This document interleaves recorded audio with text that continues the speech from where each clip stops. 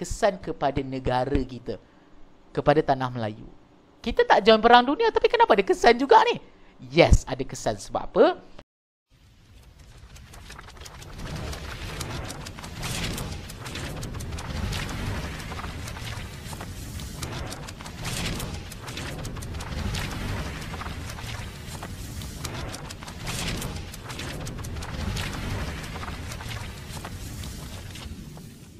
Hai, Assalamualaikum. Anda bersama dengan saya lagi, Sir Histrozi.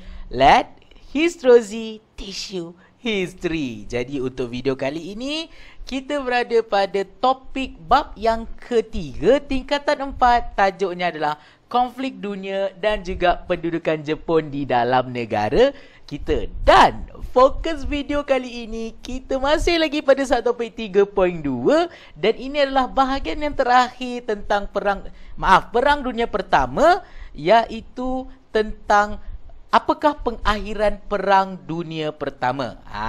Kita dah belajar 2 video sebelum ini. Kita dah belajar tentang faktor, kita dah belajar tentang peristiwa Perang Dunia Pertama. Kalau siapa nak tahu tentang faktor dan peristiwa Perang Dunia Pertama, boleh check out video saya yang sebelum ini. Alright? Jadi ini adalah bahagian terakhir untuk Perang Dunia Pertama. Kita nak tengok ada satu lagi elemen yang kita perlu belajar. Kita dah belajar tentang kenapa Perang Dunia Pertama berlaku. Kita dah belajar macam mana peristiwa Perang Dunia Pertama berlaku. Dan yang ketiga, yang terakhir, kita nak tengok macam mana Perang Dunia Pertama itu boleh tamat. Siapa yang menang? Siapa yang kalah? Itu yang kita nak tengok dalam video kali ini. Alright? Jadi sebenarnya kalau kamu nak tahu, ada 2 pihak yang berperang, betul tak? Kuasa tengah dan juga kuasa tengah dan juga Pakatan Bertiga. Dan kedua-dua pihak ini, yang menang adalah Pakatan Bertiga. Yang kalah adalah kuasa tengah yang diketuai oleh Jerman. Jadi apa yang berlaku bila Jerman dan kuasa tengah ni telah kalah? Di situlah pemimpin kuasa tengah dan Pakatan Bertiga cuba buat satu persidangan yang dinamakan sebagai Persidangan Damai Paris. Alright, so ada 2 benda yang mereka buat. Satulah Persidangan Damai Paris, yang kedua adalah Perjanjian Versailles. Kedua-duanya ini diwujudkan untuk mengakhiri Perang Dunia Pertama. Kita akan tengok yang pertama satu persatu. Apa itu Persidangan Damai Paris? So, Persidangan Damai Paris ini dilakukan di Paris, Perancis. Dia adalah tujuannya, dia diwujudkan pada ataupun dilakukan bersidang pada 18 Januari 1911, dan tujuannya adalah untuk mencari syarat perdamaian supaya Perang Dunia Pertama boleh berakhir. Okey? Dan yang kedua, disebabkan Jerman dah kalah, mereka nak pastikan Jerman ini tidak lagi menjadi ancaman kepada Eropah. Sebab kita dah belajar dalam peristiwa, sebenarnya setiap serangan-serangan yang berlaku dalam Perang Dunia Pertama, kebanyakannya dimulakan oleh Jerman. Jerman yang menjadi batu api, Jerman yang memulakan semua benda. Jadi bila Jerman dah kalah, Pakatan Bertiga dan juga pihak-pihak yang menang, dia nak pastikan Jerman ni jangan buat kacau lagi. Bergerak macam tu. Alright? Dan di situlah ketua kepada persidangan ini adalah Amerika Syarikat, yang diketuai oleh presiden mereka pada waktu itu. Presiden Amerika adalah Woodrow Wilson. Jadi Woodrow Wilson inilah yang telah wujudkan satu konsep atau satu pengisytiharan yang ditamakan sebagai Deklarasi 14 Woodrow Wilson. Alright. So apa ini Deklarasi 14 Woodrow Wilson? Dia adalah satu deklarasi, satu undang-undang yang perlu dipatuhi oleh negara-negara di Eropah. Ada 2 prinsip utama yang kamu kena ingat dalam deklarasi ini. Yang pertama adalah penentuan nasib negara oleh rakyat. So maksudnya setiap negara ini akan dirombak. Negara-negara yang dekat Eropah dia akan dirombak, dan rakyat negara itu yang tentukan bagaimanakah pemerintahan di negara tersebut. Alright. Dan salah satu kesan dia nanti kamu akan belajar pada waktu itulah majoriti negara-negara yang ada sistem beraja di Eropah, kebanyakannya akan dimusnahkan, akan diwulingkan, ditukar kepada sistem pemerintahan yang berasaskan rakyat. Sebab dia kata nasib negara ditentukan oleh rakyat. Itu prinsip yang pertama. Prinsip yang kedua adalah sempadan negara berasaskan bangsa. Maksudnya setiap negara itu diwujudkan berdasarkan bangsa. Kalau bangsa itu bangsa Austria, dia buat negara Austria. Kalau bangsa itu bangsa Hungary, dia buat negara Hungary. Sebab kita tak naklah jadi problem macam orang kata dekat pergaduhan antara Austria-Hungary dengan Serbia. Yang mana dalam negara Austria-Hungary ada orang Serbia sampai berlaku peperangan. Jadi lepas ni, mana-mana kaum, mana-mana bangsa, mereka yang buat negara mereka sendiri supaya tidak berlaku lagi orang kata pergaduhan antara negara-negara. Jadi sempadan setiap negara itu ditentukan oleh bangsa-bangsa yang berbeza-beza. Nampak tak kat situ? Alright. Jadi ini adalah perjanjian damai Paris dan semua dipersetujui oleh pihak yang kalah dan pihak yang menang. Dan yang kedua, mereka juga telah buat perjanjian Versailles. Okey, perjanjian Versailles ini adalah perjanjian yang dibuat pada 28 Jun 1916 antara Pakatan Bertiga, pihak yang menang dan juga Jerman. Sebab Jerman adalah ketua kepada pihak yang kalah, iaitu kuasa tengah. Alright. Jadi dalam syarat-syarat perjanjian Versailles ni ada 4 syarat utama. Yang pertama, Jerman kena tanggung semua kemusnahan perang. Yang kedua, Jerman kena bayar pampasan perang kepada Pakatan Bertiga. Dan yang ketiga, Jerman kena serahkan semua wilayah dan tanah jajahan dia kepada Pakatan Bertiga. Dan yang keempat, Jerman kena kecilkan saiz tentera dia. Maksudnya Jerman ni tak boleh buat senjata. Kalau contoh askar dia banyak ni, dia tak boleh tambah lagi. Kalau senjata dia banyak ni saja, dia tak boleh buat senjata yang baru. Dan semuanya tertumpu ke arah untuk menghukum Jerman. Sebab apa? Sebab mereka menjadikan Jerman sebagai penyebab kepada Perang Dunia Pertama sebenarnya. Alright. Jadi semua Jerman yang kena tanggung. Dan sebenarnya kalau kamu tengok perjanjian ini, kalau kamu fikir secara logiknya, perjanjian ini dianggap tidak adil dan berat sebelah. Dan sebab apa? Sebab ramai yang berperang, tapi kenapa Jerman je yang kena tanggung?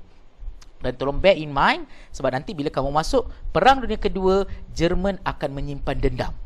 Jerman akan berdendam dengan orang kata negara-negara Pakatan Bertiga ini, sehingga kan nanti Perang Dunia Kedua ianya akan dimulakan oleh Jerman juga, sebab mereka berdendam disebabkan Jerman yang kena tanggung semua benda bila Perang Dunia Pertama tamat. Nampak tak? Jadi ini adalah dua pengakhiran Perang Dunia Pertama. Alright.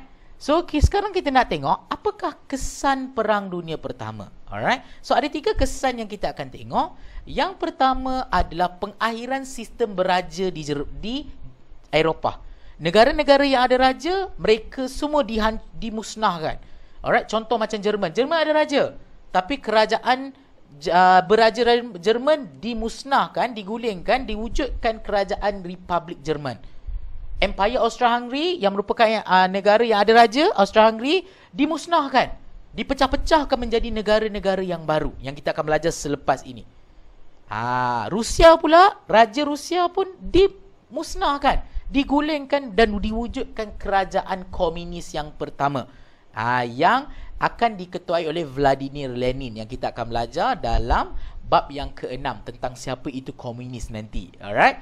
Dan yang ketiga adalah kerajaan Empire Uthmaniyah. Korang dah belajar dalam pendidikan Islam juga, Empire Uthmaniyah adalah kerajaan Islam yang terakhir. Alright, sebelum itu kita ada kerajaan Abbasiyah, kerajaan Umayyah kalau korang belajar pendidikan Islam lah. Alright, dan kerajaan Uthmaniyah ni juga telah berakhir dan diwujudkan kerajaan Republik Turki. Alright, dan kerajaan Republik Turki inilah, alright, yang akan diketuai oleh seorang pemimpin nama dia Mustafa Kemal Atatürk. Mungkin ada orang yang pernah dengar tentang Mustafa Kemal Atatürk ini. Dia adalah bapa pemodenan kepada Turki yang memusnahkan kerajaan Islam yang terakhir di dunia. Alright, dan itu adalah kesan yang pertama, pengakhiran sistem beraja. Yang kedua adalah munculnya negara-negara yang baru. Contohnya negara Austria-Hungary dimusnahkan dan diwujudkan negara baru. Contoh negara Austria, negara Hungary, negara Czechoslovakia, Yugoslavia. Negara Rusia yang dulu besar dikecilkan. Mana-mana negara yang tak nak duduk di bawah Rusia, mereka akan dimerdekakan. Yang mana ada negara Poland. Poland dahulu adalah sebuah negara di bawah Jerman, di bawah Rusia, tapi menjadi negara yang merdeka hari ini. Kita ada Estonia, Latvia, Lithuania, dan Empire Uthmaniyah yang saya cakap musnah tadi menjadi negara-negara Islam yang lebih kecil. Contoh macam Turki, Lebanon, Syria, Iraq dan sebagainya. Jadi ini kesan dia. Kemusnahan empire-empire yang besar menjadi lebih kecil, menjadi wujudnya negara-negara yang baru. Dan kesan yang terakhir adalah kesan kepada negara kita, kepada tanah Melayu. Kita tak join perang dunia, tapi kenapa ada kesan juga ni? Yes, ada kesan. Sebab apa? Walaupun kita tak join perang dunia, tapi ingat, pada waktu ini kita masih dalam penjajahan, dan penjajah kita menyertai perang dunia, iaitu British sertai perang dunia. Bila mereka sertai perang dunia, itu bermaksud kita pun akan terkesan dengan perang dunia pertama. Okey, dan kesannya adalah Raja Melayu diminta untuk tanda tangan surat untuk sentiasa menyokong British. Sebab British ni tak nak orang-orang di tanah Melayu atau Raja Melayu ni menyokong kuasa tengah. Sebab kita tahu British adalah Pakatan Bertiga. Jadi dia paksa Sultan ni sign surat supaya Sultan ni ataupun orang-orang di tanah Melayu kekal menyokong British, tidak menyokong negara-negara lain. Alright. Dan pada waktu itulah, untuk mengelakkan pemberontakan orang-orang Melayu, British telah wujudkan undang-undang perang. Contohnya diletakkan negeri-negeri Melayu di bawah undang-undang tentera jika diperlukan. Dan yang terakhir, yang seterusnya, yang paling ketara sekali adalah ekonomi negara kita dimanipulasikan. Ekonomi negara kita digunakan. Hasil-hasil bumi kita digunakan untuk membeli senjata. Hasil-hasil getah kita digunakan untuk membiayai Perang Dunia Pertama. Getah, biji timah untuk buat tin makanan, untuk buat tayar kereta. Jadi British gunakan untuk buat kepentingan dia, untuk buat senjata kepada mereka semasa Perang Dunia Pertama. Jadi walaupun kita tak join Perang Dunia Pertama, tetap juga hasil bumi kita digunakan oleh British dalam Perang Dunia Pertama. Nampak tak? Dan itu kesan dia buat kepada kita, tanah Melayu, walaupun kita tak join Perang Dunia Pertama. Faham? Alright? Dan itu adalah pengakhiran Perang Dunia Pertama. Alright? Kamu ingat 3 benda. Faktor kenapa perang itu berlaku, peristiwa perang itu berlaku, dan macam mana pengakhiran perang dan kesan perang itu berlaku di dalam negara kita. Alright? Dan dalam video yang akan datang, kita akan belajar tentang Perang Dunia Kedua. Dan macam mana Perang Dunia Kedua, kita akan check out video saya yang akan datang. Alright? So, jangan lupa untuk turunkan kata komen kamu di ruangan komen. Jangan lupa subscribe dan ajak lagi kawan-kawan kamu untuk follow saya. Follow TikTok dan Instagram saya. Itu sahaja daripada saya, Sir Histrozi. Let Histrozi teach you history. Bye!